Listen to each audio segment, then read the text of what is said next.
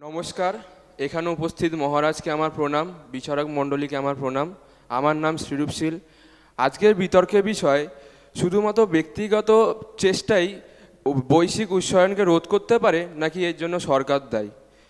প্রথমেই আমার বক্তব্যের শুরুতে একটি জিনিস বলতে চাই, পরিবেশকে একদিনে নয়, প্রতিদিনই একটু একটু করে দূষিত করা হচ্ছে। প্রতিদিন এই যে প্লাস্টিক ব্যবহার করা, অপ্রয়োজনীয়ভাবে জল অপচয় করা, বিদ্যুৎ অপচয় করা, গাছ কেটে এত বড় বড় বিল্ডিং বানানো, এই সবই কিন্তু আমাদের কাজ। তাই এর সমাধানও আমাদের থেকেই শুরু হতে হবে। সরকার আইন বানাতে পারে, সরকার পরিবেশকে দূষণ মুক্তি করার জন্য বিভিন্ন উদ্যোগ নিতে পারে, কিন্তু সেই উদ্যোগকে সফলতা পর্যন্ত পৌঁছানোর জন্য দায়ী হচ্ছি আমরা।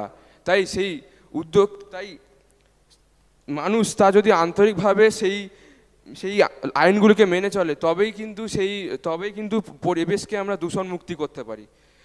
একজন অসচেতন মানুষ কিন্তু হাজারটি আইনকে দুর্বল করে দিতে পারে। যদি সেই মানুষ ঠিক করে সেই নিজের দায়িত্ব পালন না করে, তবে কোনো উদ্যোগই ঠিক করে সফলতা পৌঁছাতে পারবে না, সে সরকারি আইন বানাক কি না বানাক। বৈশ্বিক উষ্ণায়নের জন্য শুধু কি সরকারই দায়? আমি তা মেনে নিতে পারছি না। কেন মেনে নিতে পারছি না? কারণ সরকার কি? সরকার একটি টার্ম যেটা আমরা গ্রুপ অফ পিপলকে ডিফাইন করার জন্য বলি, কিন্তু সেই সরকার চালায় মানুষরাই।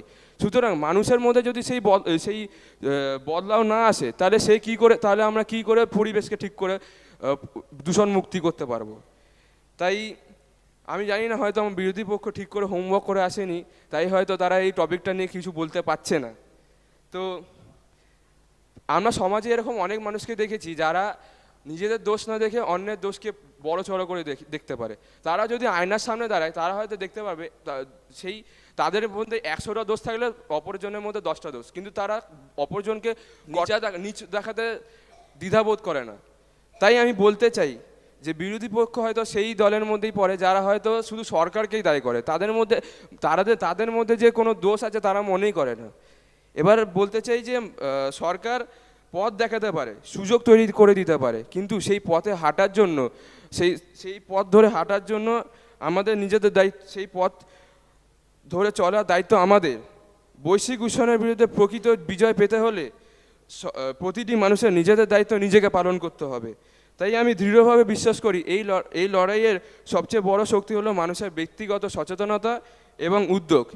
এরপর আমি একদিন এই টপিকটা নিয়ে একা একা ভাবছিলাম, তখন আমার একটা পয়েন্ট মাথায় এলো যে আচ্ছা, সরকারকেই কি আইন পাস করতে হবে? মানে সরকার যতক্ষণ আইন পাস করবে ততক্ষণ কি আমরা পরিবেশকে দূষণ মুক্তি করার জন্য কোনো দায়িত্ব নেব না?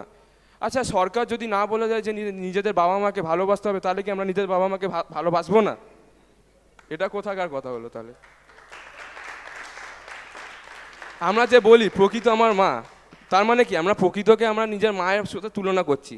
তাহলে আমরা নিজেদের বাড়িতে যেমনি আমার বাবা মাকে ভালোবাসছি, নিজেদের বাবা মার প্রতি দায়িত্ববোধ পালন করছি, সেরকম আমরা নিজেদের প্রকৃতর প্রতিও দায়িত্ববোধ পালন করব।